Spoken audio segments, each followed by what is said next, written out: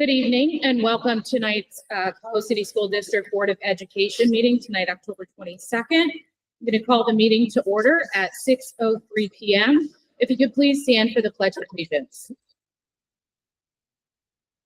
I pledge allegiance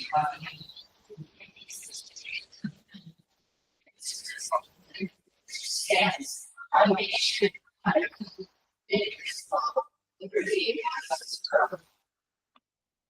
That might have been the best pledge we've had all year. That's the best pledge we've ever done.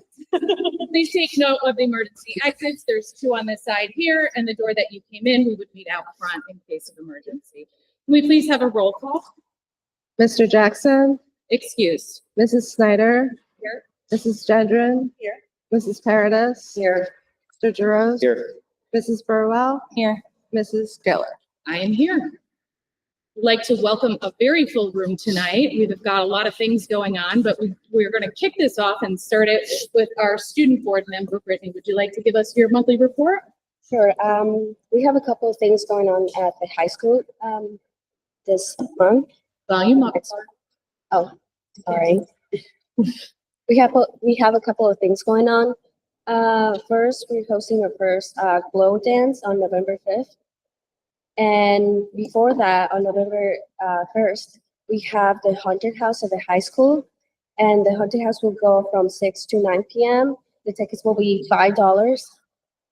And this year will be not only benefit the student council, but we are also helping the Cohoes Fire Department with Cheers for Children program, which helps provide families with need with presents for the holidays. And with the new renovations going on at the third floor, the haunted house is going to be in the first floor, and the aisle of maintenance and chorus wing. And there will be clubs in the main entrance they're going to sell items and food. There's also going to be a couple of games, and that's like a really big event going on this month, close to Halloween. We're really looking forward to that. And also another thing is there's a new club at the high school that is the new culinary club. It's going to be run by Ms. Olsos. And I believe it's going to take place here at the middle school.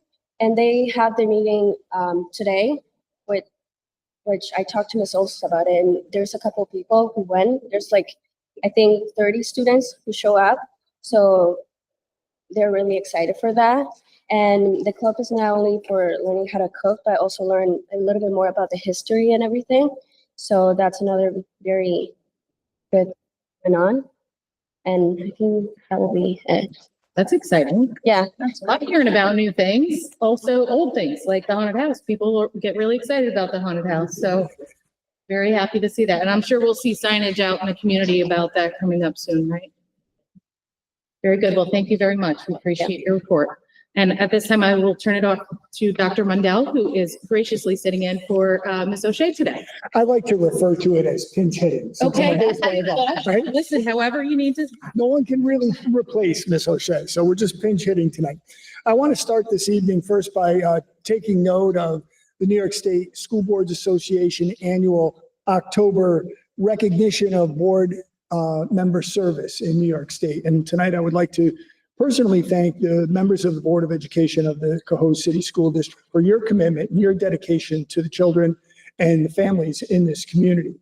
I've been around for 41 years. I've seen a lot of boards of education. I've been member of a Board of Education locally in my hometown on Long Island. And you are a high functioning group, and you're getting things done and putting kids at the center of that. And that's what this service is all about. So we appreciate that tremendously. We have some quotes on the screen there, but also Mr. Perry has a group of students that he would like to have come up and do a little presentation for you in recognition of your service. Well, welcome, Mr. Perry and students. I brought a few of our friends. To make a half circle here. I brought a few of my friends. That's right. So we have a lot of leadership in this building, right, in this room right now, right? You guys, your leadership, the administrative leadership. We have the building leadership teams that are here. We also have the student leadership team from Harmony Hill here. And I will tell you, I expected to have 3 or 4 or 5. This is the enthusiasm to come here to say thank you guys for everything you guys do. Mrs. Laughlin?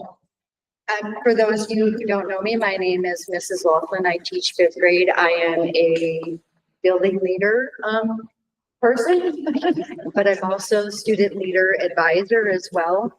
And my students are very excited to share with you something that we've been doing at Harmony Hill, which is the Tiger Way. Showing off my new merch. But they would like to express their gratitude for everything you do for us to ensure that we're all successful, including myself as well as our students. So when we're ready, who's first? Who's T? Loud and proud. Loud and proud. Make sure board members. Team first.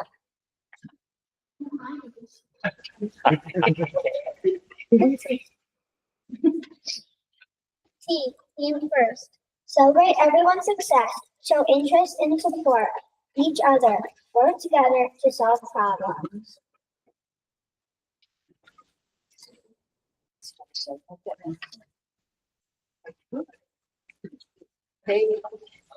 Letter I. No, right there. No, right there. She gets one. Right there. Beige. Beige. That's what she can. No, she gets one. Yeah. She's our student. Yes. board member. Can't forget her. All right, letter I. And I asked them to introduce themselves, and I think they forgot about that. How are you? Individual commitment. Show up every day ready to learn. Set a goal and try your best to achieve it. You're supposed to hand me the. Oh. Mr. Terry. I know, we're so not doing a good band. I mispracticed. We're just so excited that. Come on, Vienna. Okay, G. Letter G. And my name is hello, my name is Devin King. And the letter that we are producing is letter G. Give back to your school and community. Always look for ways to help a hand. Give back or listen to others and show empathy.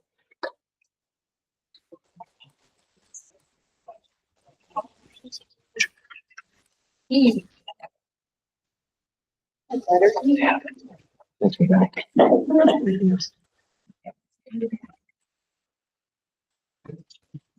E. Exhibit pride. Celebrate your experiences. Big and small, be proud of our family, friends, and We actually wanted maybe to give you yours. Okay. That's yours, and we forgot she was the wrong letter. I know. Or give me that. Okay. hi, my name is Robert. Thank you.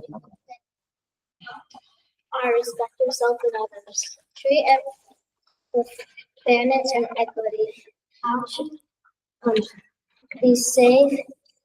Use manners, kind words, actions.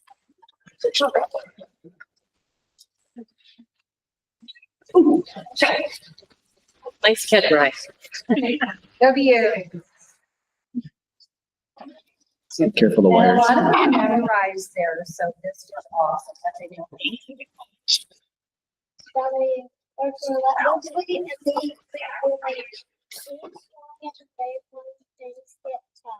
Bounce back from difficult times and ask for help when you need it.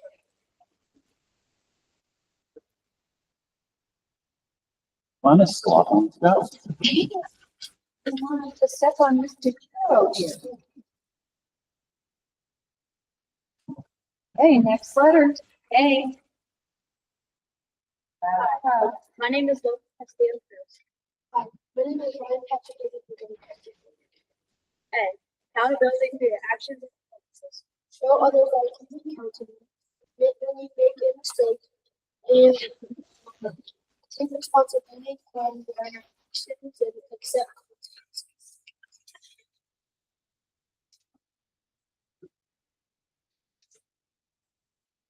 Their last letter. Which one? I'm proud.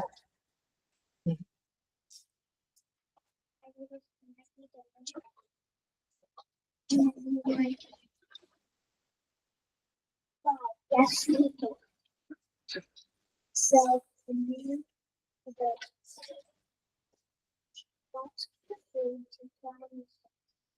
and take yes. Speak up and share and yes.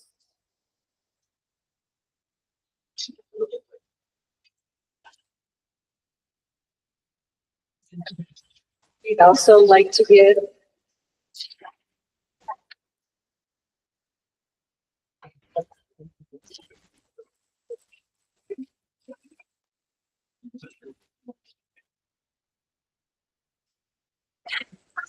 So what did he say to our board? Remember, we talked about the faculty. What did he say to the board? Ready? 1, 2, 3. Thank you.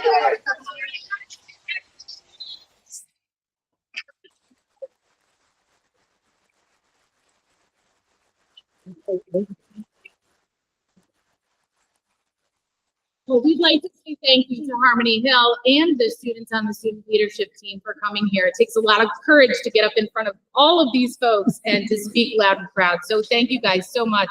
We really appreciate you being here today. Thank you for allowing us to come. Good job, you guys. Also, That's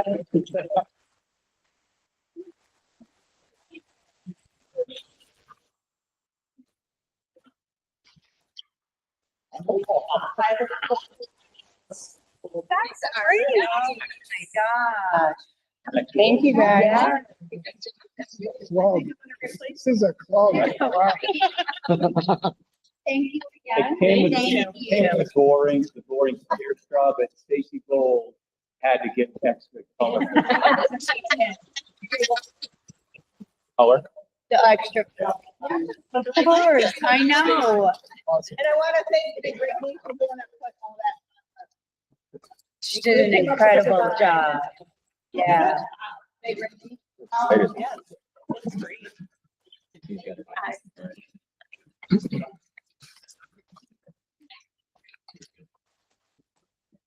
Yes.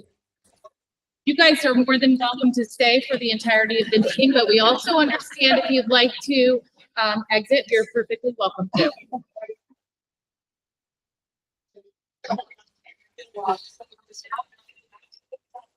Okay, sounds great. I'll be here.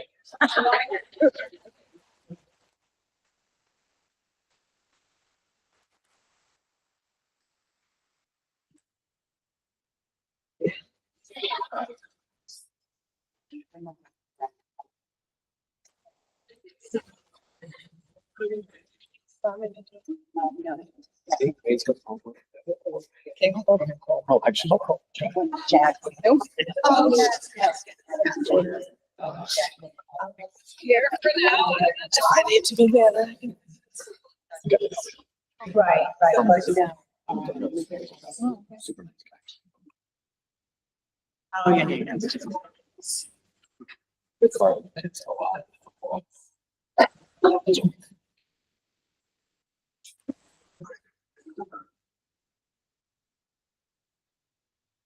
Yeah, what's that? Okay, I just have a couple of updates from Miss O'Shea. We just wanted to let you know that Bill has been working on the microphones and the sound for this room. He's out shopping and finding the best equipment at the right prices. So we should have an update for you in the next week or two with regard to that purchase. Last week, we had an extensive meeting with the capital project team, the architects and the project manager and the engineers were on the phone.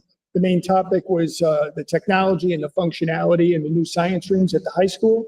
There is a timeline laid out for those rooms to be turned back over to the district and moving the furniture in and all the boxes and things and instructional materials that all the teachers need to load into that classroom. We're going to set November 5th for a grand opening day. It's the day after the November 4th election day off for students. So when they return the next day, they're going to be able to use those new rooms. We're trying also to coordinate a board walkthrough.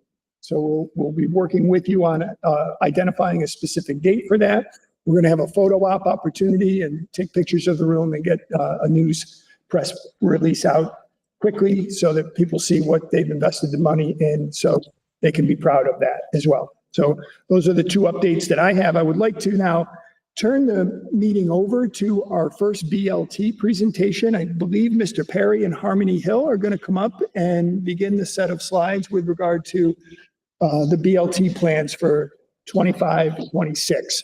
Thank you for all the work that you've all done in putting these plans together from all three buildings. You've done a really phenomenal job. I'm going to start out. First of all, this first slide represents common action steps that all three buildings are still involved in. So if Mr. Chairman would like to add to my comments on these, but the analysis and use of iReady data, we're all getting to be pros at iReady. Data that we utilize the coaches, and we utilize the iReady coach as well to help out with iReady data. We find it very, very informative. Foundations phonics programming, that's something that we do on a daily basis in all of our kindergarten through second grade. You'll even hear from us, we're dabbling a bit third grade as an intervention, looking at piloting. Also, introducing to our buildings multi-tier systems of support, MTSS. We've had district meetings where all buildings were represented, all the from kindergarten, from elementary school all through high school, they were all represented. They're very productive meetings. There's a lot to learn about MTSS, a lot. And our monthly attendance recognition, I'm pretty sure we all have tiger cubs that we put out in recognizing the grade or the homework, whoever has the best attendance. You'll find out a little bit about each individual school, how we recognize attendance. But we value attendance. We let people, we celebrate good attendance, and we do a lot of different things to help with our attendance. The career education, we've been diving into, we had our JA in a day. Our attendance was great at JA in a day. JA in a day, I think we had 42 volunteers from outside agencies come in. Fantastic day. We had one or two volunteers in each classroom. And it's just really a wonderful day. They learn about banking. They learn about how communities work. They learn about entrepreneurship. It's really it's really good stuff. Career weeks, we have career weeks and trade days as well, where we invite tradespeople in.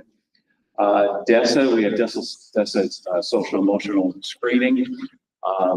It really focuses on the strengths of the kids, identifies the strengths of the kids, but it also identifies any needs that the students may have. And what we do there is it's targeted interventions, and there's a lot more information. I call on it, but I think you guys have gotten information from this Marcel. We find it a very good tool for our teachers to find out a lot about their kids. And how to help them out. Integrating the Tiger Way into elementary buildings, you saw how Harmony did. The Tiger Way's been around a while for the high school, and now we're finding ways to utilize it in the elementary schools. We're finding it's a nice mesh with PBIS as a character at the school, and again, that's the Tiger Way. There was a video, but we'll share that out through the Harmony will put together the video. We really like the video because it also represents some of the cultural things that we do. There's some different languages represented as well, so we like that. We like the video a lot. And then building blocks, that's a support system for families, and it's coordinated care. We identify the ones that need building blocks the most through all of our other interventions, and again, we utilize building blocks to help our families. So, do you guys have anything else? All right, not talking. Okay, finally, to our building leadership. I got, so our building goal is. Oh, that's great. I don't know. First, Stacy Bowl from our CSD rep, and Mary Beth Siebel, our CTA rep, and Sarah Atkins, fourth grade teacher. Crystal Roberts, just got a phone call. She had to take off. Her mother took ill, so she took off. Fourth grade teacher. Sam Heritage, sped self-contained coach, and Cheryl Hoffman, fifth grade teacher. So, okay, now. Now I can go? No, not yet. No, not yet. Gotta wait. Our first goal, Yeah. is that we're going to grow our iReady scores, our overall building iReady scores by 2%. Last year, I will tell you, we went from, 2 years ago, we were 61%. That's that they met their yearly target. Each kid, 61% of our kids met their yearly target. Last year, it was 74%. Huge increase. Next year, we're looking for 3% growth up to 76%. That's in reading.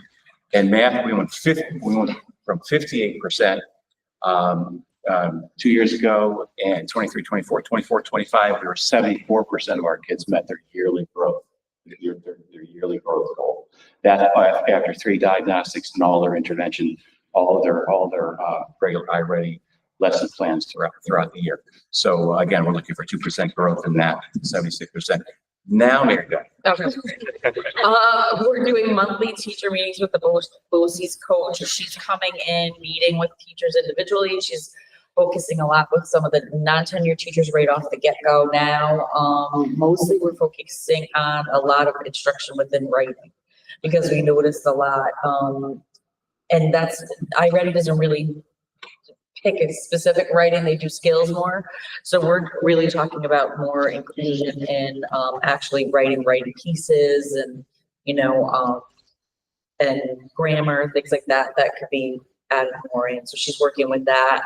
She also does PLC check-ins, and she does at the faculty meeting. It takes about 10 minutes, and we go over some little practical activities that you can do for writing during our faculty meetings. So she comes in and does that. Continue to monitor student growth using iReady. We really have been looking, and that's one thing she does too, is that the coach will come in and we look through our iReady scores in our grade level and see like where we need to work on, what has been going well with kids, what can we use for opportunities for enrichment. We've been talking a lot about enrichment too, not just focusing on kids where they're struggling, but if we see them that they're really working really hard and doing a great job and everyone has, their phonics levels or whatever, then what's the next step? What's the next step after that? We noticed comprehension was a little bit more something we could work on a little bit more, like with informational text, things like that, to really get into some of that enrichment, because kids just seem to gravitate towards some of the nonfiction things. So we've been looking at that, ways to enrich. It says utilize photo. Yep. So she's finding resources, helping us all find resources for the kids who are ready to go to some more enrichment things too. And the reason, this is our side, and the Yeah. reason why we're doing that is because our kids who are higher, when they're doing their iReady, they're looking at 7th grade math, 8th grade math, and and that's on their mind path because they've done so high on their diagnostics. So, in our discussions, how can we support those kids? Because like Mary Beth said, we have so much support for those kids who are meeting those benchmarks. Now, myself, we're gonna start focusing on those kids who are that high. What can we do to help those kids? Because, at the end of the year, because they've scored so high, they're not reaching that benchmark because they're doing 7th, 8th grade work that, even the reading portion, the text is a little hard to navigate without. And as a 5th grade teacher, you can't teach that. We don't teach them 7th, 8th grade math, but what are some ways we can support them for that higher level of thinking so that maybe, they can tackle some of that. More writing, more And like more instead writing. of like going up, more across, like, taking your curriculum and spreading it further, like more genres, more, you know what I mean, adding that stuff for more enrichment. You know? And also with the writing, a while back, we had a mail system where kids would write to each other or teachers and everything. I don't know if you remember Joanne Walters started that way back when. We mailed it a little bit. Right, now it's called the Tiger Cub Courier. That's something that myself and my students are implementing to get our kids writing more, authentic writing instead of, you know, Well, like, text writing. well, we got really, last year we worked really hard on answering like 2-point questions, you know, like response to text. But now this year we really want to work with more of that, like Sharon's saying, more extended responses, but also more authentic writing. Like, how do you write a letter to someone? The tone of your letter is very different than what you write for a text, for a test. You know, so, and, you know, can you write a story? Can you write a journal entry? This is what, you know, the writing extends more beyond doing it for a test. So we really are focusing on that kind of more authentic writing. That's what we're asking for research and help and trying to figure those things out and doing rubrics for that kind of writing as well. We've been working with that too. Expectations. Now, you know, reward. So, I do not, okay. because it's Okay. in. Yeah, we are- Mrs. Wells' We are class. piloting student literacy programs. I mentioned earlier about the foundations in third grade. We're also piloting a rewards program in reading. It hits more on some of the foundational skills, but at a different level. One of the fifth grade classrooms is working on it. It's just piloting to see how it goes over. So far, so good. And we'll see. What Yeah, it could be one of our reading teachers going in. Yep. to do that Yep. As well. And help. So, Yep. I will also mention that having Sharon on our building leadership team, we are having surveys like crazy, and she surveyed everybody. First of all, did you want the food delivery back? Right? If we put control over, teachers have to look at the letters before they go, because we don't want anything sent through the mail that we don't want sent through the mail. And also, she surveyed the kids, what would you like to call it? So. And thanks that to was her a surveys. building-wide survey, Yep. and that's what they wanted. Tiger Cub Courier 1. More to follow.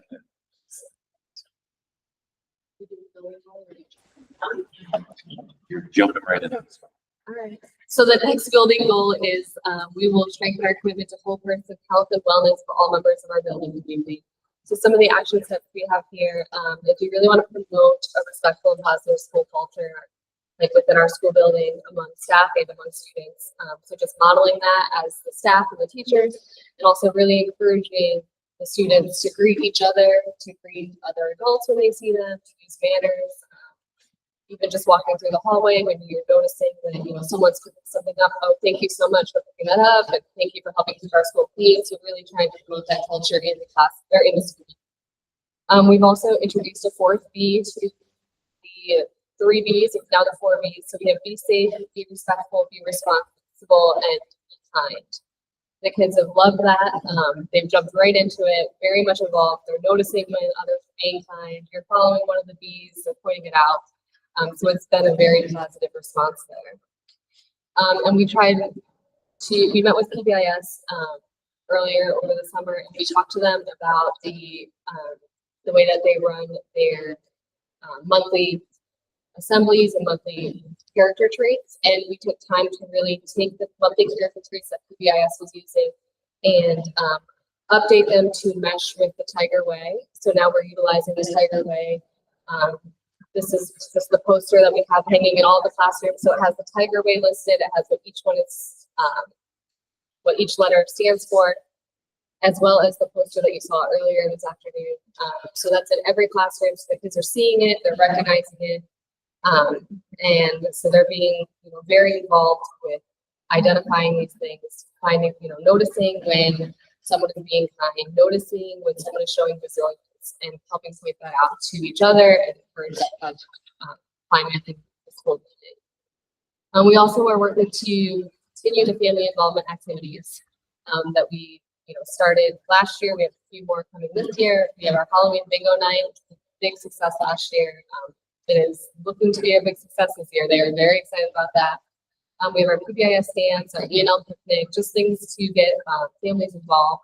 And we are continuing to do our PBIS assemblies every month and recognizing students who are showing the Tiger Way and students with good attendance and things like that. And we have introduced the PBIS Tiger Way train. So Are you ready?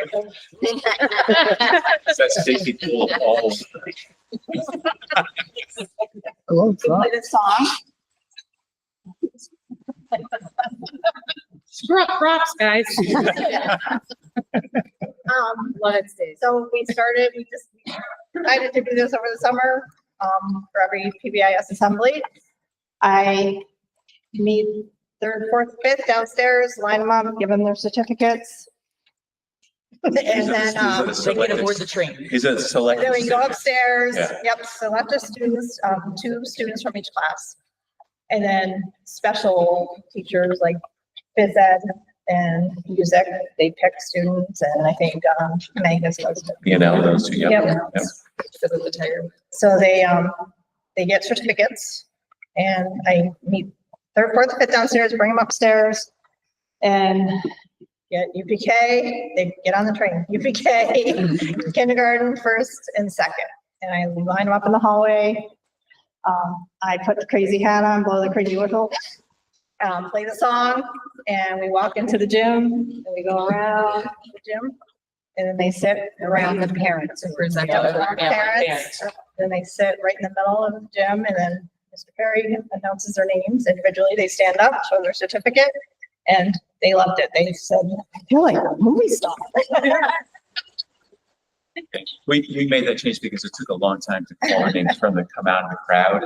They're tripping and so forth. So now we decided, okay, to speed it up, speed the assemblies up a little bit to bring them in through the train. Of course, Stacy just makes the train. Well, it run also for gives water. a sense of community too, Yeah. because they're coming in as a group and it's not, Yep. do you know what I mean? They're not like they get a little nervous to Parents can put them see in them. spotlight, so they kind of have like this little sense of community that they're on the train, you know? I realized the So- first assembly that we had with the train, I had to let the parents know that just because you're there, if you don't see your kid, don't be afraid, because they're coming in on a train soon. So, Good point. So our next action step was to provide opportunities to support the development of social skills for the self-contained classroom. And this was something I advocated heavily for, being a previous behavior development teacher at Harmony Hill and now being a functional skills teacher at Harmony Hill. I found it very important for my students to be more involved with their same age peers and have opportunities to practice social skills, and for other kids to just see that kids learn differently, kids have different behaviors, and it's not scary, it's okay. And it's worked really well so far. We started a reading buddies with 5th grade, and I have some plans to do kind of like a big buddies with kindergarten. And I have a little bit of a plan kind of in the works with 3rd grade. So we're hoping to kind of get that ironed out in the next couple of weeks and start that. But reading buddies has been going great. You can see the picture up there. 5th grade comes up to us. They take turns picking books. Sometimes my students are reading to 5th grade. Sometimes 5th grade's reading to my students. We had a Rosie appearance, so it's been a lot of fun. And the kids ask all week, is it reading buddies yet? Is it reading buddies yet? It's been great. And we've also reestablished the Sunshine Committee to recognize some milestones. We currently have 42 members, which is wonderful. And we already have some recognitions planned for next month, including a master's degree and an upcoming course. So we're very excited about that. we're continuing to have, to increase faculty and staff's input into all the major decisions that we make. Just this morning, we have an assembly scheduled for Friday morning. So we had a quick, meeting this morning just to say, okay, how do we want it to run? This is our field. This is our thought. How do we want to change it? And those quick little meetings have developed probably our best Halloween parade day that we've ever had last year. We're gonna do that again this year. We sculpted everything, again, taking everybody's input. The student leadership team, those students are going to play a major role. They don't know it yet, but they're going to be playing even a bigger role this year in making decisions meeting with BLT and so forth. So again, we're spreading that leadership around, letting a lot of other people make a lot of the decisions. The focus meeting this morning was really, really great. Last year's focus meeting, I think we might have had 2 focus meetings on Halloween last year, because the year before it's like, whoa, it was crazy. But so again, there was one little victory that we had too, based on another survey that we had. We were planning something in our action step as an action step. Come to find out, we surveyed our faculty and staff, and the survey results show that, you know what, we didn't need to go there. So we celebrated the first faculty meeting, say, you know what, this 15 minutes or 10 or 15 minutes was going to be designated towards this action step. Based on the survey, we don't need to. So, you know, that again, that's their language, hearing it from them, and we changed it. So, yep. The next building goal, decrease chronic absenteeism by 2%. And hopefully this year, last year, we had 144 students. So we had 34.6%, 34.6% were chronically absent, down 1% from the year before. We research things and ways to do it. So you guys want to talk a bit about what you're going to do? Yeah, so some of the things we're doing is daily attendance monitoring in the main office, and we're discussing that weekly at our Monday cabinet meeting.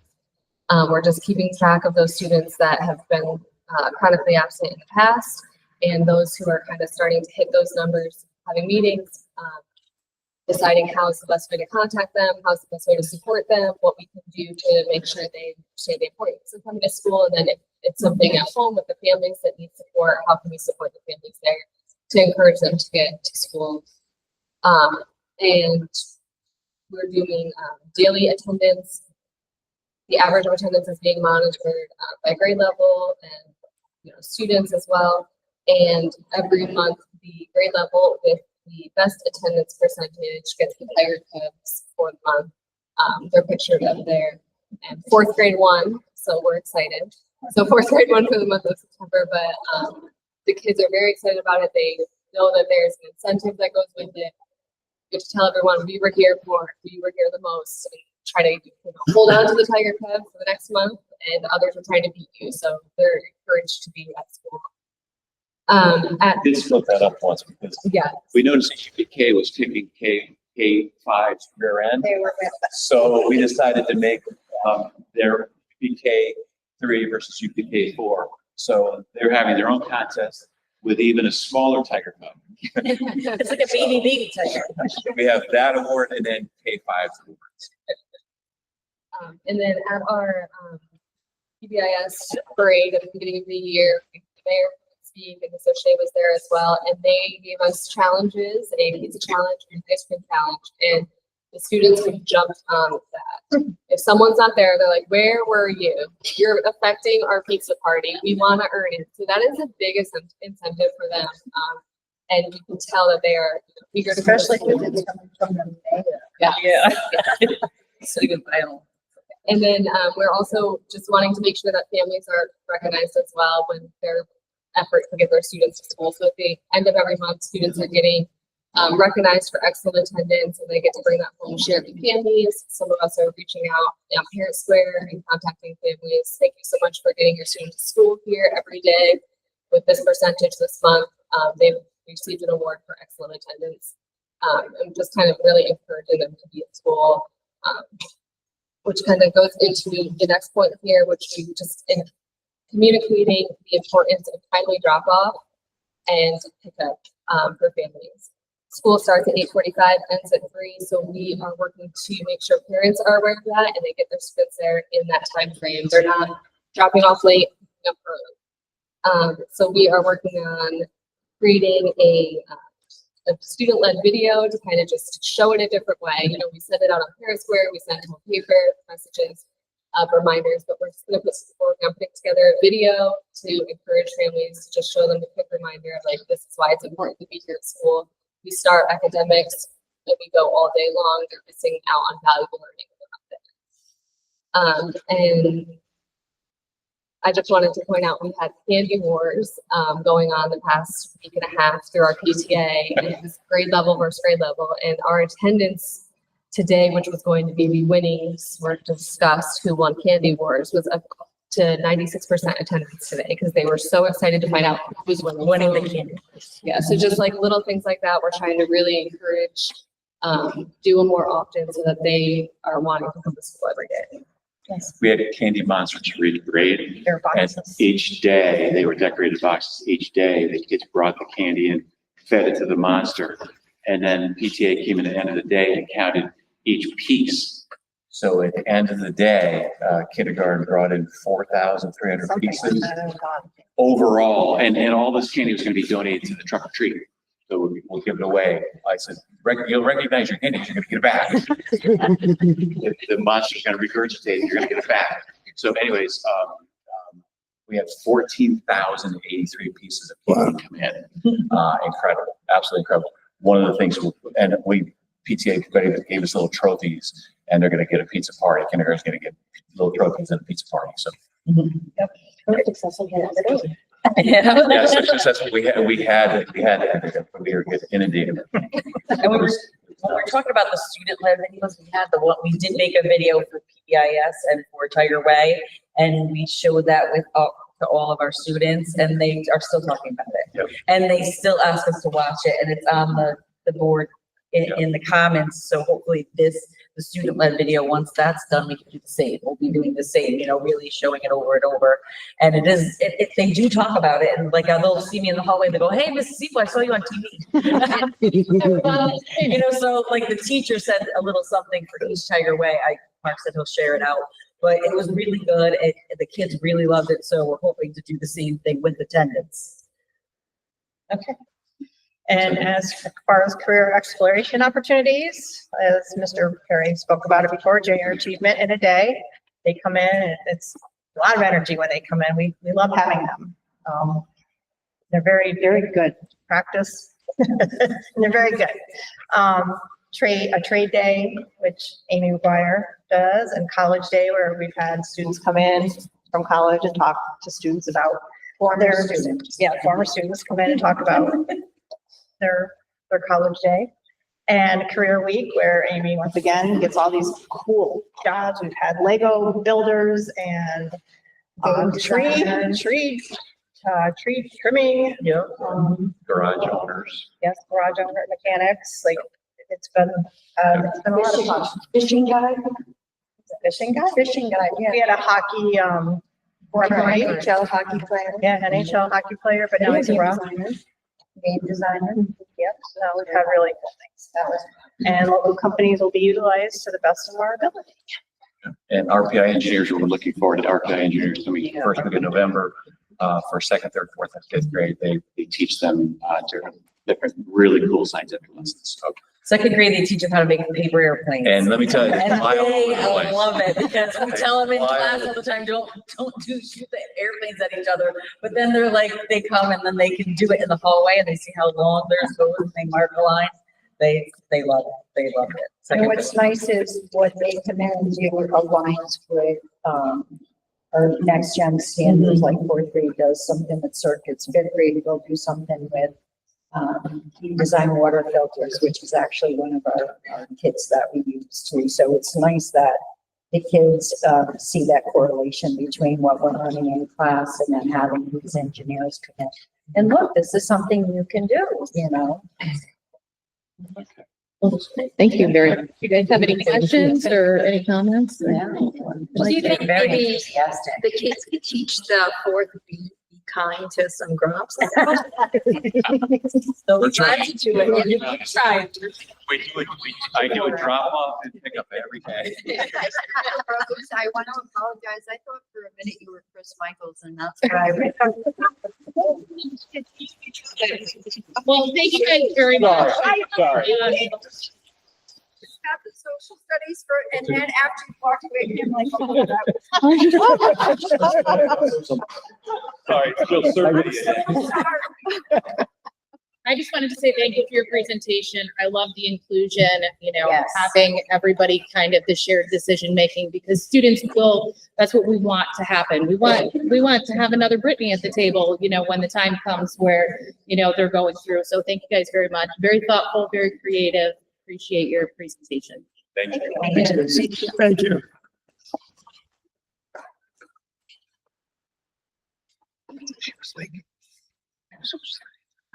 And the Lansing team is going to make their way up to the table. They're up next.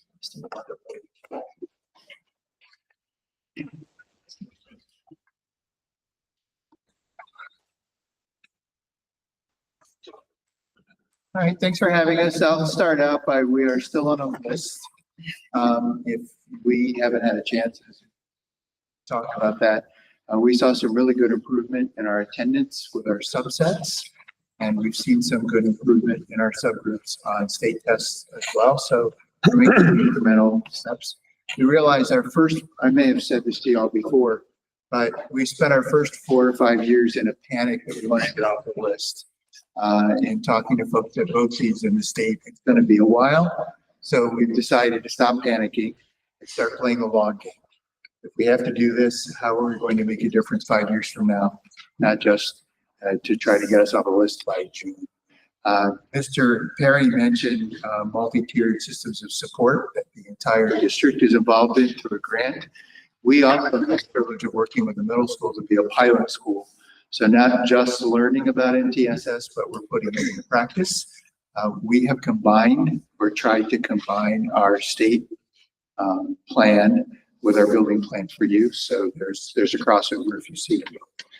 You will also hear about trauma-skilled schools that our assistant superintendent brought into us, and we have the privilege as well of working with the high school in trauma-skilled schools, or TSS, and we've built that into our plan as well. So here is our fantastic team. We have some members that are in absentia, but Sue Cohoes is our 5th grade teacher. We have Jordan Peluso, a 2nd grade teacher. Ellen George teaches 4th grade. Bridget Quinlan is our 5th grade teacher. She also represents the CTA on our team. And then missing is Holly Sesty, who's a reading teacher. She has a medical issue tonight. Our CSD representative is Carol Bly, who couldn't be here, and our parent representative, because of being on a list, we wanted to mention her as well. That's Rachel Edwards. She's coming to join our team as well to talk about where we're going. To the rest of the show, on to these folks. Well, welcome. Can I just also ask before you get started to please use your teacher voice? When the fans turn on, it's very difficult for us to hear. So if you wouldn't mind. Our first building goal is to have at least 65% of all of our students K through 5 meet 1 year's of growth in ELA and math. Last year, we were at 59% in ELA and 56% in math. So some of the action steps we're taking to help with that is, like Mr. Bird mentioned, we are piloting the MTSS this year. So we have so far created 3 teams, one at the district level that was created first. And then in our building, we have 2 separate teams. We have a team that is driven by the data portion of MTSS, and then one team that deals with our students that don't quite fall into that tier 2 or tier 3, but a teacher sees it need. They go to that team to bring that student up. So far, our teams have met once. We are being trained by Renee Bouillet from Building Better Futures. And she has taken both teams in for a full day or for a half day so far to discuss the data with both of us and really define what our tiers are. Our goal is to bring that tier 2 and tier 3 support into our classroom. So we're meeting the needs of all of our tier 1 to hopefully streamline less of our students falling into that tier 2 and 3, because we have the professionals in the building that know how to differentiate and provide that instruction. So we want to make sure that we're giving it to all of our tier 1 to try to delineate how many students are needing those extra supports. In addition to MTSS, we are continuing support from Julie Carroll at Cap Region BOCES. She's in our school on Mondays and Tuesdays, and she is great. She helps any teacher who needs anything. She has plans for small groups, for whole groups, in reading, writing, math, whatever a teacher comes to her with a need for. She'll meet with teachers either bi-weekly or monthly and really go through that progress monitoring data that we're taking to tweak things if we need, to find different resources to use. So she has been great in our school, and will jump in and model if we asked her to come into a small group. So we are really using all the resources that we have to help us reach our population of students. We've also added some staff development. Karen Sinek of iReady Math came in September, and she observed and supported all of the 3 to 5 teachers watching a math lesson. And then at the end of the day, we had our PLC as a group, and she gave us some feedback, just kind of to make sure we're maximizing all of the resources that iReady has, that we're using all of those and using their product. She's hoping to come back to meet with 3 to 5 and possibly also to reach out to K through 2. We also want to reinstate teacher rounds where teachers will come and observe other teachers, not in a not evaluative, just to observe and to pick up some pointers and see how other people are doing things. Problem with that is that we've got trouble getting enough subs to make that. But that is really something that we would like to get back to. Hello. How are you? So for the past couple of years, we have been using WIN, whatever I need to address our students as far as our reading needs. At the end of last year, as a building, we were really starting to see there was a lot of transitions between classrooms, and we felt our population of students, a lot of them were having difficulty transitioning into other teachers' classrooms and transitioning back. And also a lot of the teachers, we didn't feel like we truly knew our students as readers the way that we needed to. And it made it difficult at times when you're talking at parent conferences, when you really needed to get into some nitty-gritty conversations about reading and say, well, wait a minute, I don't have your kid for that. I only have them for homework. So we really planned very extensively on what change needed to happen.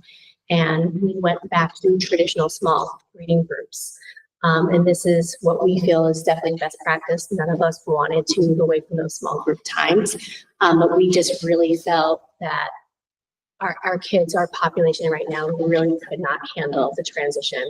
We were losing a lot of learning time dealing with transitions, behaviors, different routines. So we really wanted to bring it back in, really get a strong handle on our students before sending them out again. Right now, all of our tier 1, obviously all of our students are getting this in addition to their instructional time. All grade levels have a 45-minute small reading group time. During that time, our special ed teachers and also our tier 2 and tier 3 reading supports, students can also be working with them, whether they're pulled out or pushed in. So that is definitely something I know that Jordan had mentioned, working with Julie Carroll. I think one of the things that Julie certainly doesn't get up and talk about the most is how dedicated, how much time she has really given to us at Ingram Lansing, as far as obviously during the school year and Mondays and Tuesdays, but Julie has literally been our companion all summer long for the past 2 to 3 summers now. She meets with individual teachers, grade levels. Bridget transitioned to 5th grade this year, so it was really just nice having somebody that sat down and it was really helping to guide what we as teachers need, helping us go through the data, helping us understand what does this mean, where should we go with this. So Julie really has been a huge calm to our storm, and I don't think she really truly gets enough credit for that. So also that our continuation of our PLCs, and our focus really has tried to bring back a lot of the vertical alignment that we have done previously in our building and throughout the district. Obviously, we're in a post-COVID world, so vertical alignment has definitely shifted since COVID. So we're really trying to bring that back.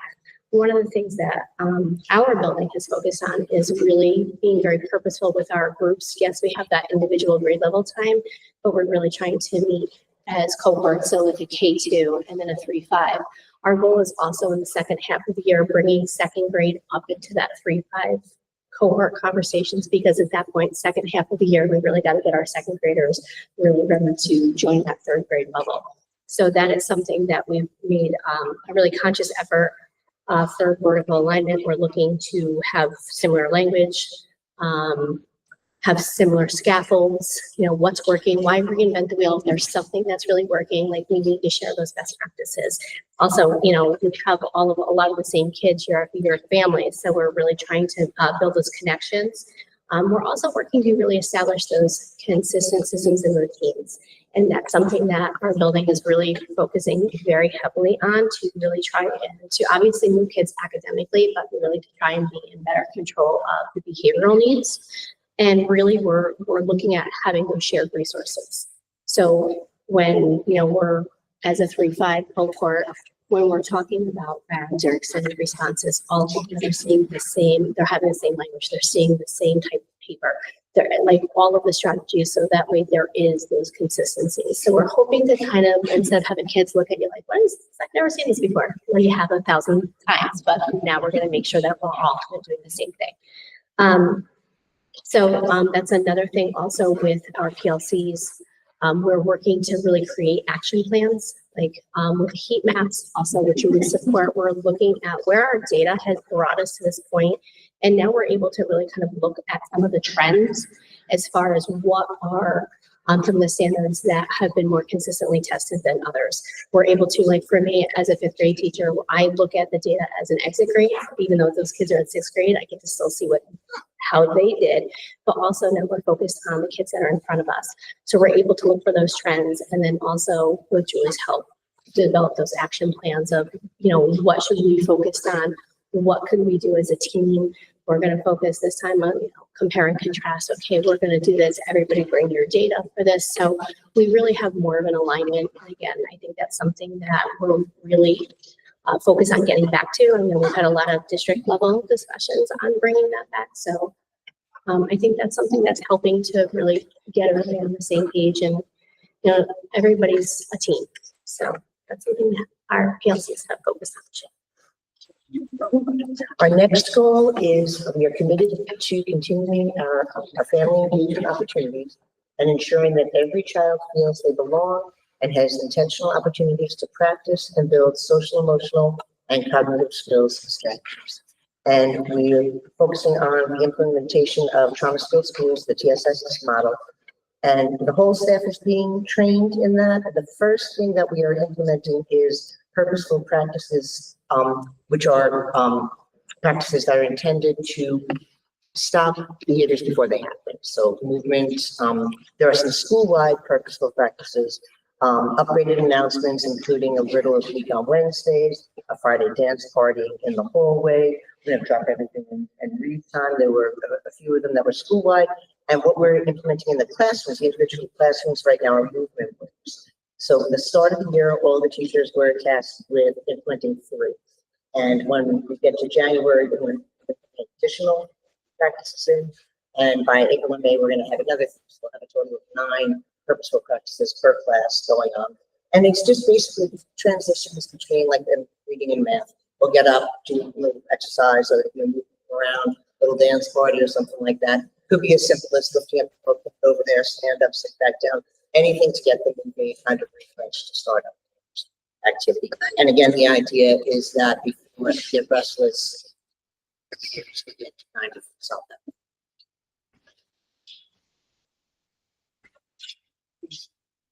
So obviously our social emotional wellness greatly affects everything that we do in our classrooms.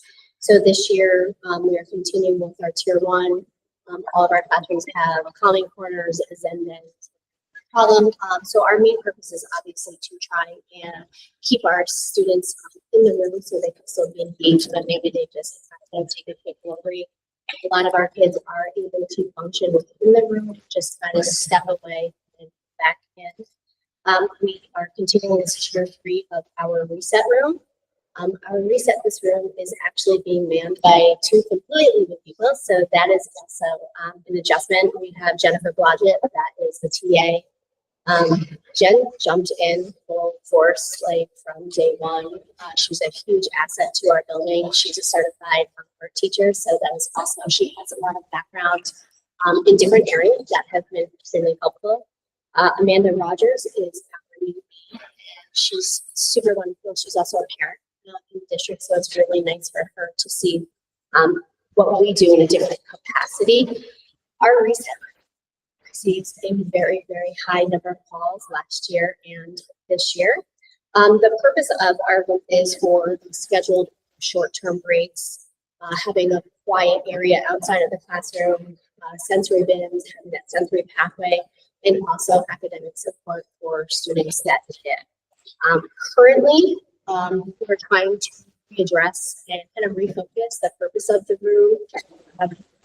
Certain right now, certain tier 3 behaviors are really at times almost like changing over the room, and unfortunately, when dealing with some of those students, we are unable to really truly address students for what they need in that moment.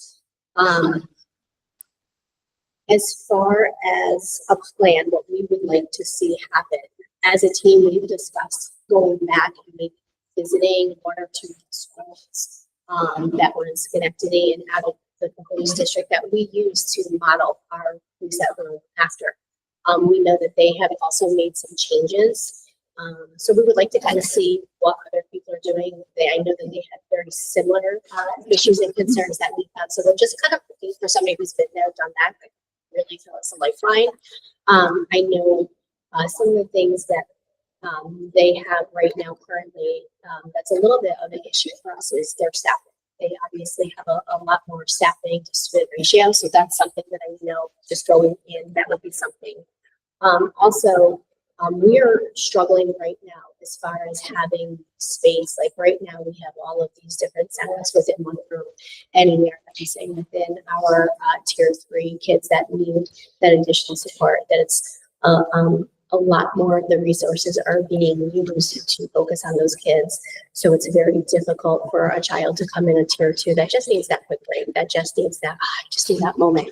And it's very hard when we have some of those more extreme behaviors, and also kids that are there for longer periods, because we also need those kids to still be working to the best of their ability to some degree. So that is something that also we would like to kind of look at how other places are managing that, because other than having a separate location, and we know that some of the schools have moved to that. So as you know, looking for solutions, our team would like to go back and just kind of revisit the outside world to just see what kind of options could come our way. We are continuing with our library lunch as well. So kids that don't necessarily need a reset room, but can't really handle the chaos, the loudness, the sensory issues that the cafeteria brings, we have the library lunch. This year, we currently have 8 students that are in there. We have 3 students that utilize the reset room daily for lunch. So we actually have more kids going to the library. That's flexible. And again, it's really on that needs based. So we are working to continue that. Also, again, very structured in there as far as, you know, some kids, you know, there are certain things that they just want that quiet space. They have blocks, they have coloring sheets, they have, you know, some of the sensory stuff. So again, it's just kind of to give them that half-hour break where they can kind of cool down as well. We are looking to continue our family engagement opportunities. We have our monthly or our weekly or bi-weekly breakfast, but every one gets a couple, there's about 4 a year. 2 of them we invite parents in. So it's a really nice opportunity for the kids to start off the day with their parents having breakfast. Our PTO is amazing. They really are. They're a small group of people, but they literally are the heart and soul of getting things done for us.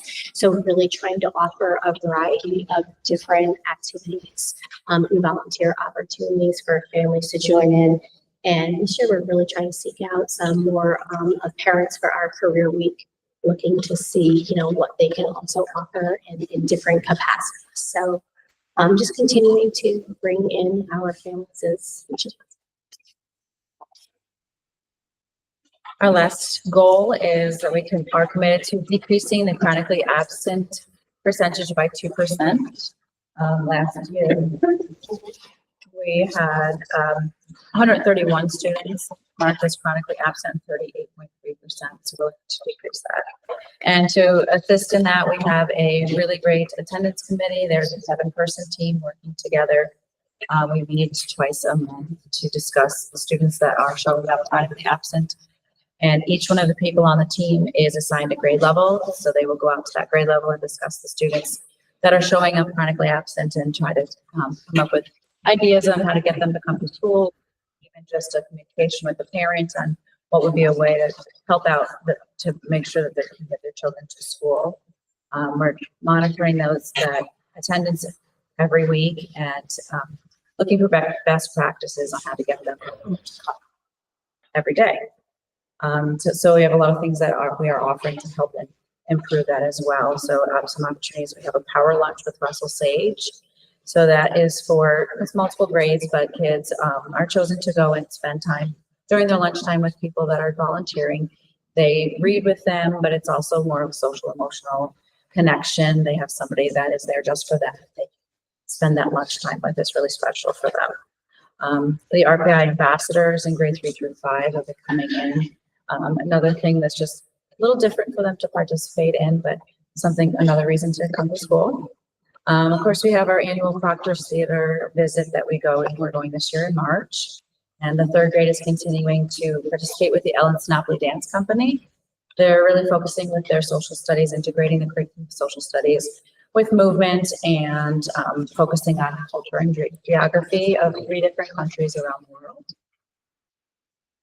The college and career awareness that we have that, district-wide, but offers the students just ideas of what is out there and helping to encourage them to show up so that they can be a part of these activities. We have the mayor's attendance challenge and superintendent's ice cream challenge going on. So those 2 things we remind them of.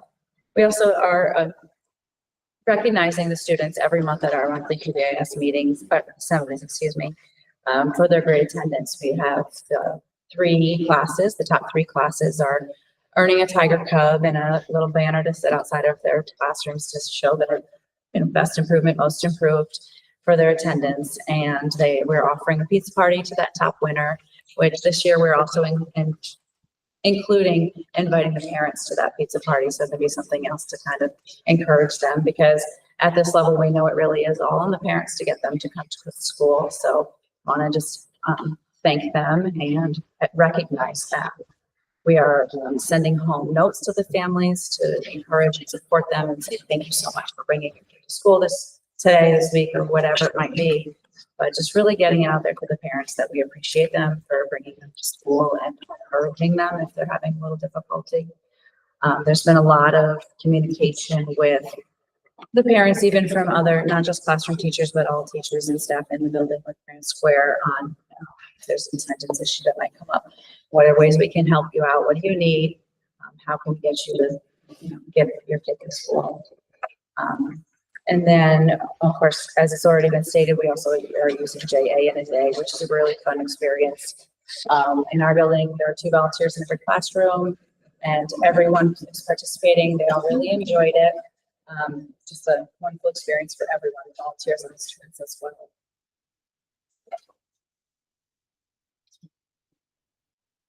Answer questions or comments? I have one question on Sue's topic. The library lunch, is that students you're choosing, or they chose themselves to go in there?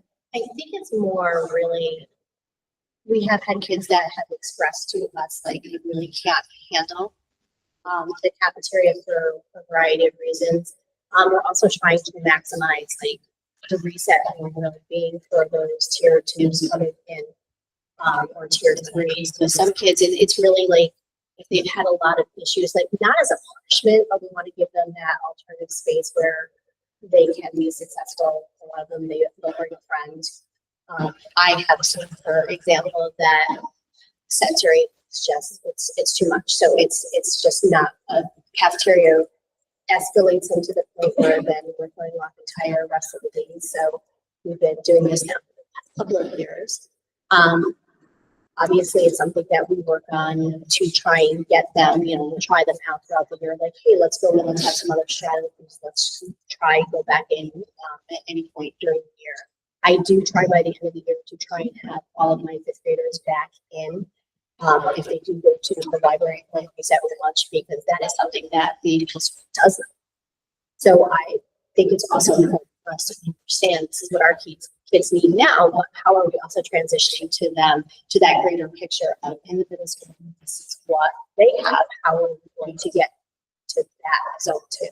So it's something that mostly it has come from previous issues. Sometimes students do, you know, on selective basis, I would say, we try to find them the best ways possible. Thank you for the clarification. One of the words that I wrote down was intent, right? Like you guys really seem like you are making decisions for an intended purpose. You've got plans. I know that you mentioned the list. Listen, you're not defined by the list. You guys have such a great, community. I think that, you should look at it as though you're going to be the experts in the district of, how to deal with some of these difficult things that are now we see are increasing. And so love that you're bringing back the teacher rounds, because you guys are the ones that are going to be able to provide that support to the newer teachers coming in. And it's important that we have it because it's been years of development.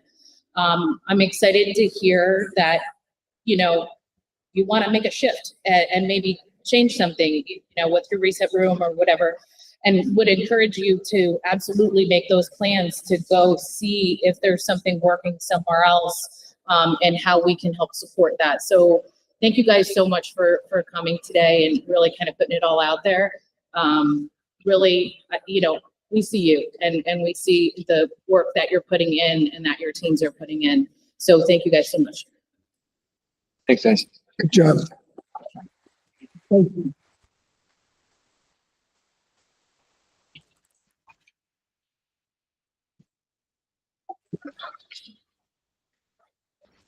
And we have the group from the island.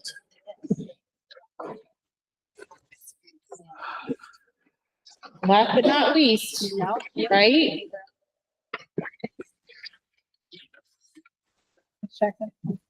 And again, if I could just reiterate the teacher voice, because when the fan comes on, it's just hard for us to hear. I was saying.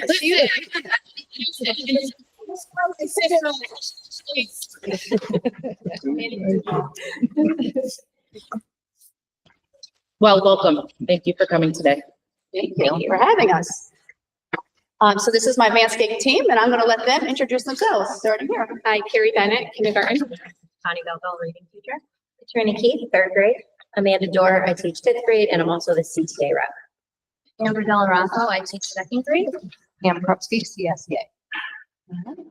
So our first building goal, is the percentage of students making a year's worth of growth will increase by 3% in iReady, reading, and math in 2024, 2025.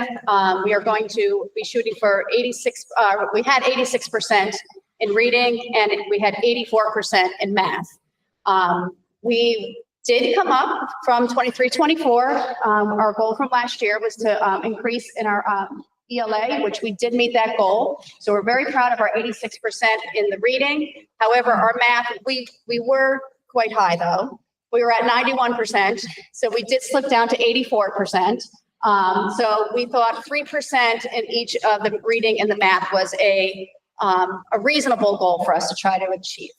And so how are we going to do that? I'll let my team tell you. So on a monthly basis, we review our iReady data, and we have a building-wide WOW board. And if the students meet their number of minutes and they're passing their lessons at 70% or higher, they get to pick their ticket on the WOW board. And then when it's full, we pick winners for prize. In looking at it, we also look yearly data. And then this year we were like, let's make sure that there's no one that we missed that hasn't made their goal 2 years in a row. Which we are proud to report that there was only 3 kids that didn't make it place 2 years in a row. So we're always looking at that data. And in looking at that data, AIS also met, and we are revising and modifying our academic intervention pyramid, looking at what interventions we have in our building, are they being used, who's using them, to recreate that pyramid. And the document that you have in front of you is our portrait of a Van Dyke student that we created to kind of align with the core competencies that were released by New York State. And basically, we're revising it to just say, like, by the end of 5th grade at Van Dyke, these are the opportunities that we have provided. This is how we'll prepare our students for success in tomorrow's world. So by looking at that, we're able to see which areas we were kind of lacking in. So like last year, we had noticed more of a need for cultural competence. So we did start our World Culture Day in our building, inviting students from the high school down to present their culture. So the kids were really excited about that. They loved that.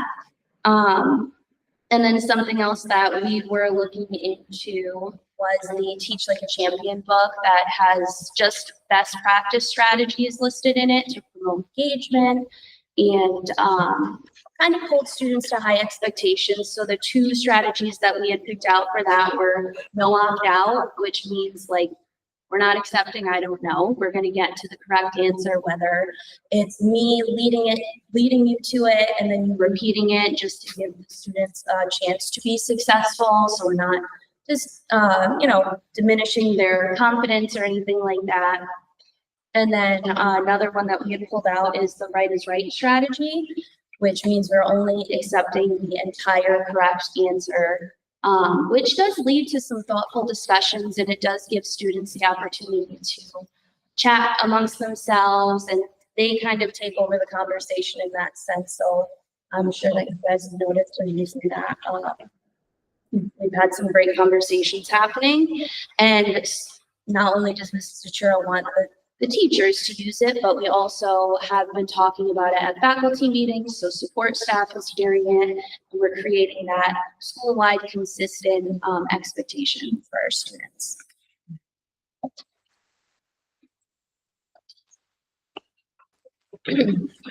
So our next building goal for Believe in Positive School Climate and Culture is to provide students and staff with strategies and resources to support their social, emotional well-being.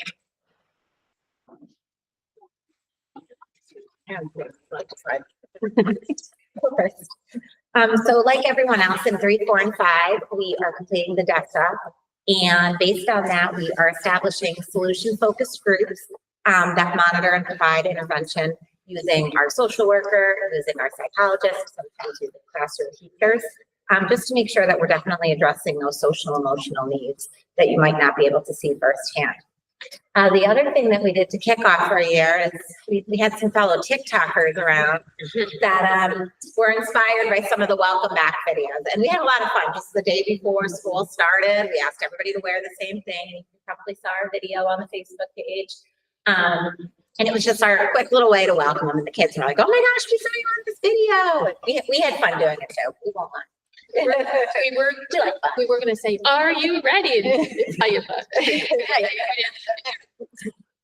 This year, it's been a while since we've had a full-blown Veterans Day celebration. And that's something that we kind of wanted to bring back that we haven't celebrated in a while. I think our last one was hard to beat when we had the Black Hawk helicopter land in the field in our backyard.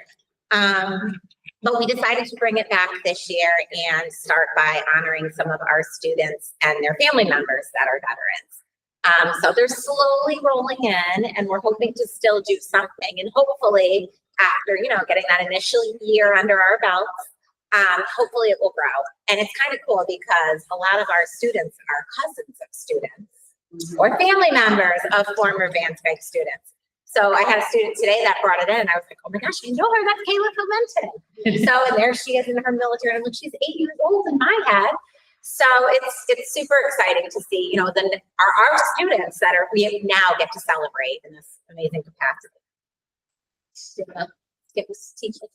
Sure. So we chose 2 more strategies from the book to just ensure that we're setting a firm but positive tone for our students throughout the day. One of them that we chose was warm strict, which means warm, you can be kind, you can be understanding, but we also want to make sure that students know what our expectation is and what is allowed and what is not allowed. And then we also pulled out firm comp finesse, which basically means that we take the steps that we need to without conflicts, or establishing an environment that has some respect, and we maintain our poise as adults and professionals. We're kind of modeling to the students how to work through, conflict and appropriate resolution. And then one other thing that we're doing amongst our staff, happy school is when you have happy staff who enjoy coming to work each day. And one thing that we have continued to do this year is our secret staff, where we just each among ourselves pick a different person and surprise that person with a small treat each month, and go into your mailbox and seeing like a Dunkin' Donuts gift card, or, a new bottle of lotion, or just a chocolate bar, kind of perks you up for that day and gets you through. So it's little things like that that make it a warm place to work. And then as far as things that we already have done in the past and continue to do, like many of the other buildings, we continue with our second step program, our apple a day, communication with families on Parent Square, sending our attendance letters home to those students that meet the number, to kind of give them that warning that you're approaching chronic absenteeism, and then eventually the ones that are considered chronically absent. Something that we do at the beginning of the year in our open house is we introduce our parents to this little sheet of paper, and there's like 4 on a sheet that they can cut. And it just is a little blurb about handle with care. We say to the parents, if your child's having that morning, that rough morning, and you know that they're going to get to school and it's just not going to be good, just give us the sheet of paper. Just let us know. Have them put it in their folder, put it in their agenda. Just let us know it's one of those mornings. And then we kind of know to tread lightly right off the start. We know to give them that extra care to get them back into the comfort of the classroom. We continue with our Fun Friday dress downs. We continue with our Believe Week each week, which is super fun for the kids. And we're in the midst this week of celebrating Character Counts Week. So, those traditions that are already embedded in our school that we continue to celebrate. And then our final goal is to decrease chronic absenteeism. This past year, we were at 28.4%. And so our goal is to be to come down by 3%, is 25.4%, to ensure students are immersed in learning. Okay, so this year we started to do what's called Pause and Ponder. So Mrs. Chachiro will pick, she's going down to the lunchroom every week and see a couple of students and ask them if they have a little bucket with a bunch of different questions in there, like, what would you do if you were stranded on an island? What would you bring with you? 3 things. That was their last question. So it's like a little interview with the kids and gets them engaged. And they're going to start doing that during lunch, different grade level every week to get them all involved. And it'll be different questions based on the grade levels. So the first one, it seemed like it went really well, was 5th grade, and they had some good answers. I think Francesca said she's bringing her sisters. Yeah. And seeds. And So the other student was bringing his phone and charger. Knowledge that there is now. Plug it in. Yeah. So we're gonna start doing that. To teach like a champion for this one is threshold. So basically at the front door, when they first come in, like for my class for kindergarten, we come down and I'll do a little introduction. When you come in, tell them what they need to do. And then as they walk into the classroom, they can pick, they can shake my hand. We say good morning, a hug, high five. So it's basically just welcome in the classroom for the morning, setting that tone. It's going to be a great day. So before they even cross into the classroom, building that relationship with them. And do we say that? For the attendance? Oh, sure. For our attendance, because we've been working on it and we were on the attendance works page. We're trying to find our picture in there now, because usually we are. But Mr. Chachiro and the staff sent home letters to the students who actually came off the chronically absent list to say, great job, thank you for getting your kids to school. It's great having them here. So we did reach out to those families that did make a really big commitment and improvement to have their kids there in time, because it's a lot of the parents getting the little ones there. So it's hard. So we were thinking of and reaching out to them for that. And that brings us right to the next one. We kind of switched the order up a little bit, but we decided as BLT this year that we wanted to try to target the parent audience with attendance. Because we know a lot of us, are trying to do things in school to motivate the kids to come to school. But as we were talking about it, Carrie just said that it's the parents that are bringing the students to school. So the kindergartners, the first graders, the second graders, the third graders, a lot of them are only arriving to school if their parent brings them to school. There are some fourth and fifth graders that walk, but for the most part, we were thinking, you know what, maybe we're targeting the wrong audience, So we went to our PTO and we asked them if they would partner with us to start a raffle this year. So every trimester, we are going to pull a parent's name of a student who has been in school, and the parents are going to receive a $100 Visa gift card donated from the PTO. So the parents are being rewarded if their kids get to school. So we're hoping that maybe having a parent raffle might entice some of our parents to get their kids there. And, the day that they're like, I don't really want to go, it's raining. They're like, I want a gift card. So we're hoping that maybe that will help, push things right up over that edge, because, getting our attendance down by 3%, that's our goal. And we want to make sure that we're reaching that. So if we're hitting both the kids and the parents, then maybe together we'll be able to even more than 3%. Who knows? A couple other things that we're doing for attendance. We're still having our trimester attendance raffles for the kids. And September was recognized as Attendance Awareness Month. We had a beautiful attendance celebration with the mayor, and Ms. O'Shea came down. As you've already heard, Ms. O'Shea offered to buy the kids ice cream if they got the attendance goal. So pizza party plus ice cream party. So the kids are really pumped about that. And then finally, one of the other things that we are doing a little different this year with attendance is we're making sure that any students that do pop up as chronic, we're pulling them in early with a meeting with their parents and with them, just to be like, hey, what's going on? Is there something we can help you with? I have a student in my class, for example, that's struggling with this, and they're new to our district. So maybe they're just having a difficult transition.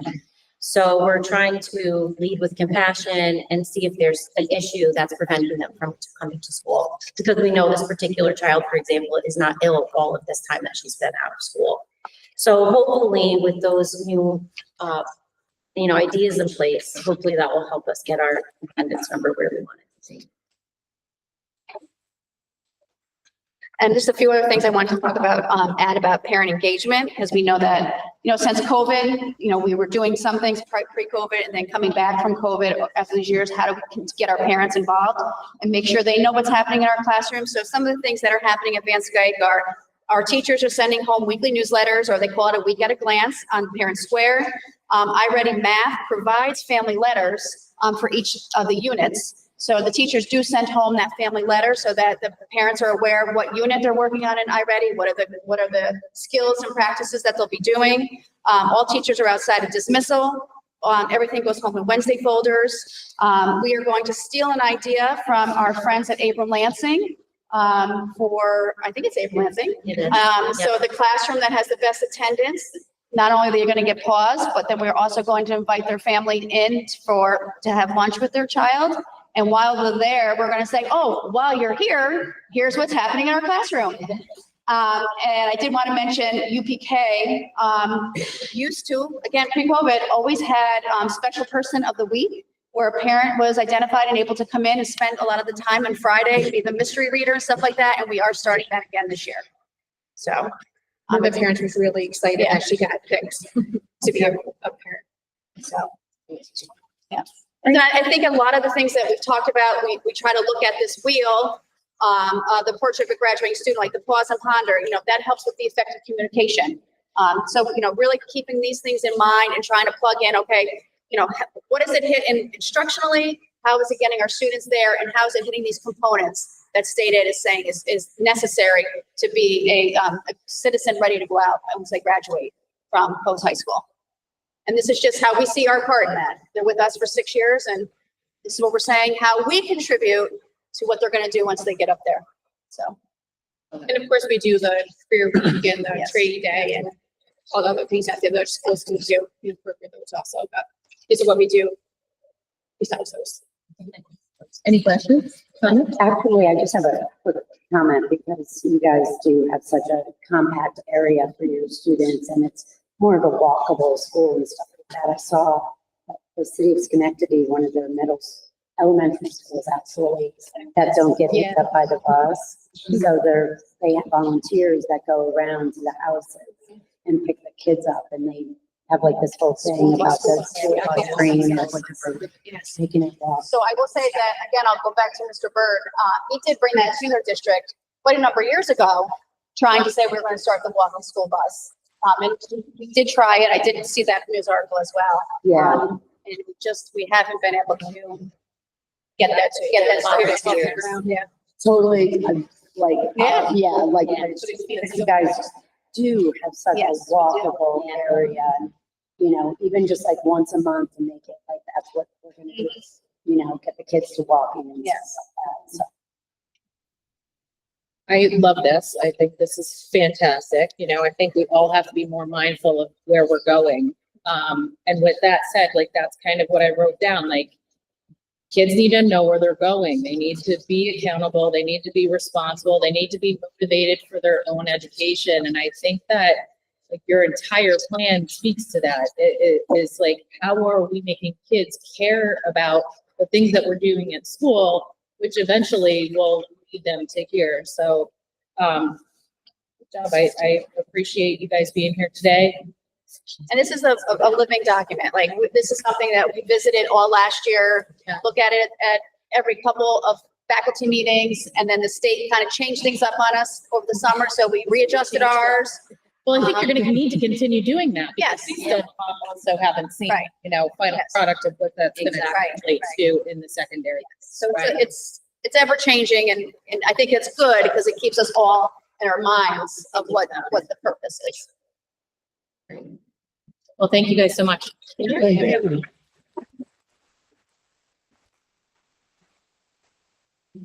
Did you want me to mention ENL? Was that part of your plan? Oh. Yes. Okay. Yeah, go ahead. So last year we came to the board about the idea of having a change in our ENL program for the elementary students.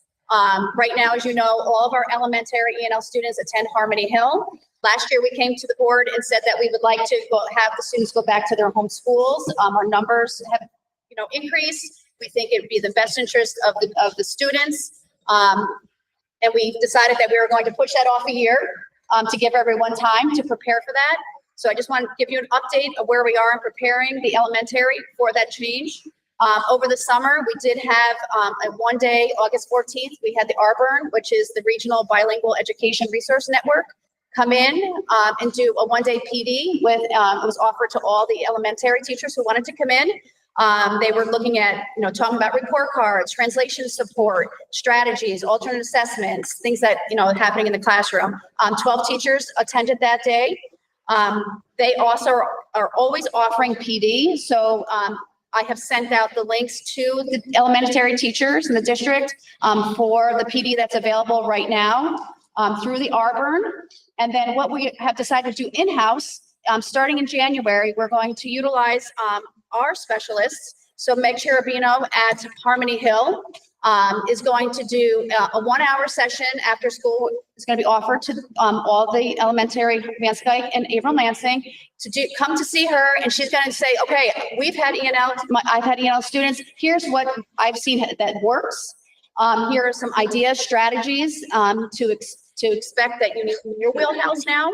The following month in February, it's going to be a 1 hour with our two elementary ENL teachers, Kim and Bujra. Will then discuss with those teachers, okay, this is going to be new to you to have an ENL teacher. Here's what you can expect when I come into your classroom. Here's what you can expect is happening when I take the students out. And then in March, we'll do a 1 hour where all three of them will be with those teachers and kind of go over everything, anything we've missed, any other questions to prepare for them. And then we're also, Mr. Perry is going to talk to his teachers And we're going to offer any of the advanced Geiger, Abram Lansing teachers who will be receiving E&L students next year a chance to spend a half an hour in their classroom so they can go and see it in action. So that's what we've planned so far. Any questions? Thank you. Thank you very Thanks, much. Jackie. We appreciate all the elementary schools coming to present their goals today. It was wonderful. I think, if anything else up as far as update or Stacy? It's Stacy's turn at this Okay, point. to so do we'll it. move on to business update. So we have the audit committee meeting tentatively scheduled for November 17th at 5 p.m. with MMB. So as that's finalized, I'll communicate that out. And we did visit each night crew this week to discuss the new supervision model at night for facilities. So we're introducing 2 new roles. So we have the cleaner leader role that we're introducing, as well as the district-wide cleaner coordinator role. So we're excited about these new roles and piloting this for the school year. We are starting that this week. That has started this week. So it was received fairly well. And like I said, we're excited about the new model. We were very vocal about receiving feedback. If anything needs to be tweaked or modified, it's important for us to know sooner rather than later for it to be a success.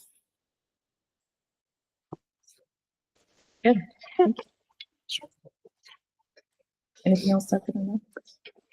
That's it so far, yeah. Upcoming events. Coming events. Yeah, so we have a couple things coming up here. Thursday, the 23rd, district-wide early release day. Friday, the 31st, our Halloween parades. Harmony Hill, 2 o'clock. Lansing, 1:45, and Vansky at 2:15. No, not until 3:15. It says you're out.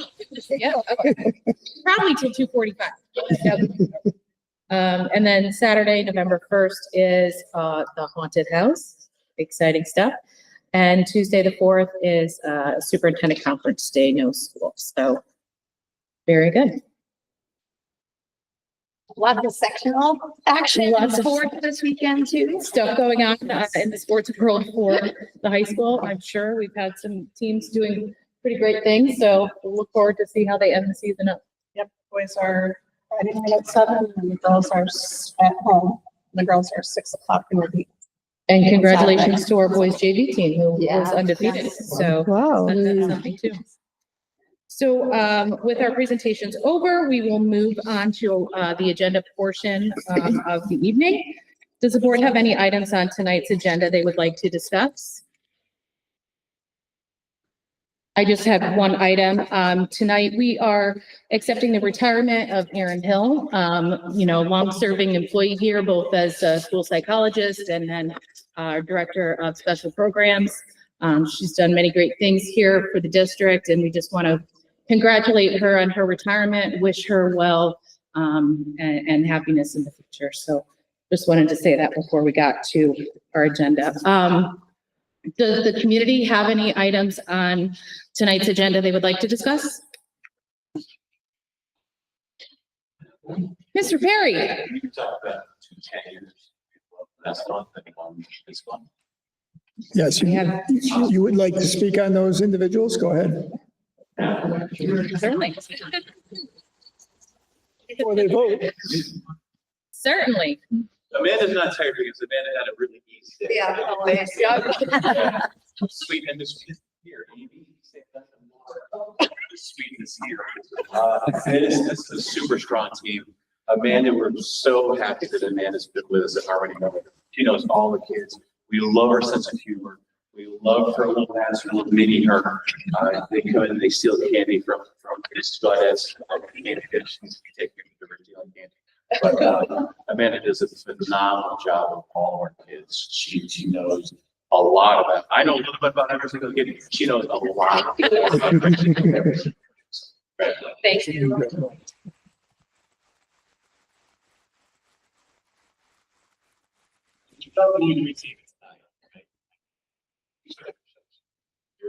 Well, I don't know. I mean, What's that? So Michelle came to us from the school that I taught at, middle school, correct? So it was interesting to watch her work from a middle school teacher into working with a special ed. It's a second grade. She was a sequel. Can't think of a better team. It was interesting to see her. She was using some of the big kid strategies on the little kids. I said, well, we gotta knock it down.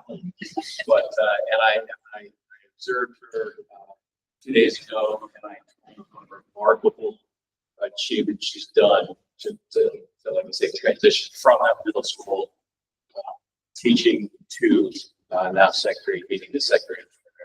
Phenomenal job. We're so happy with Susan's tenure. We're so happy she's here. And she's got Mason. Son. Watching you great. Congratulations.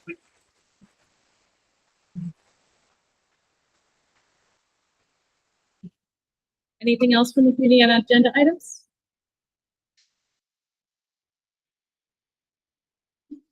Okay, can I get a motion that the Board of Education adopt the following resolutions of the October 22nd agenda and addenda 6A through, or I'm sorry, 7A through K, 8A through N, and 9A.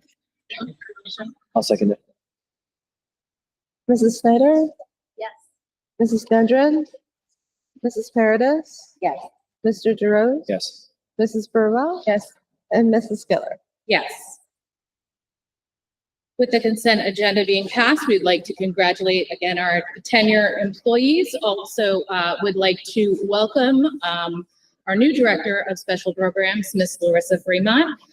She comes to us.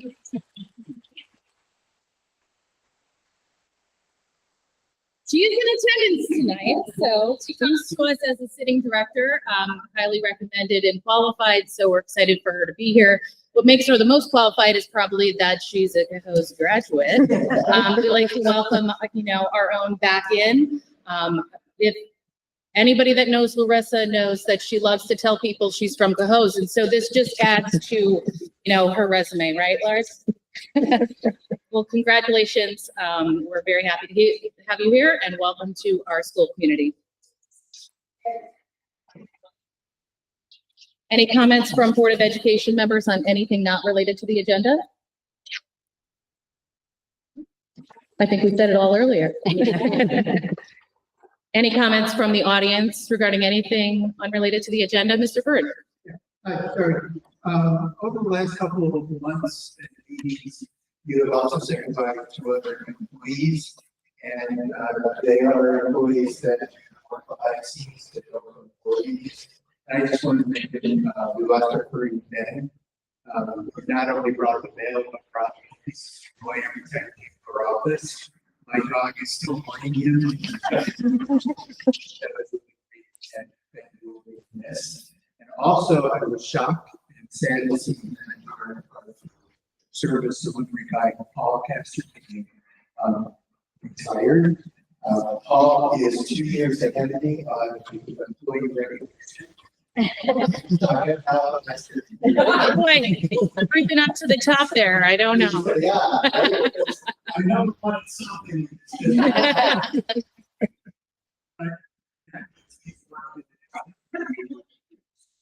And I didn't want to see so setting out into the I know both of these gentlemen have been replaced by probably 5 meetings, but they'll be missed. Thank you, Mr. Bird. Appreciate that.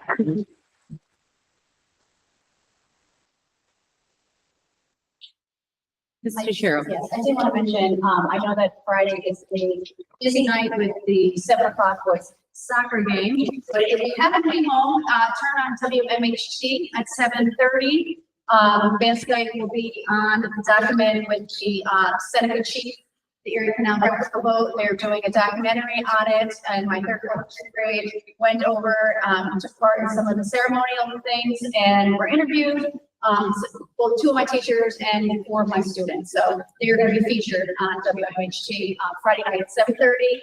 Can't catch pictures about at the soccer game. There's going to be a link that I'll be sending out on Parent Square. Now they can be excited that they're on TV. Yes. Thank you very much. Any other comments from the audience?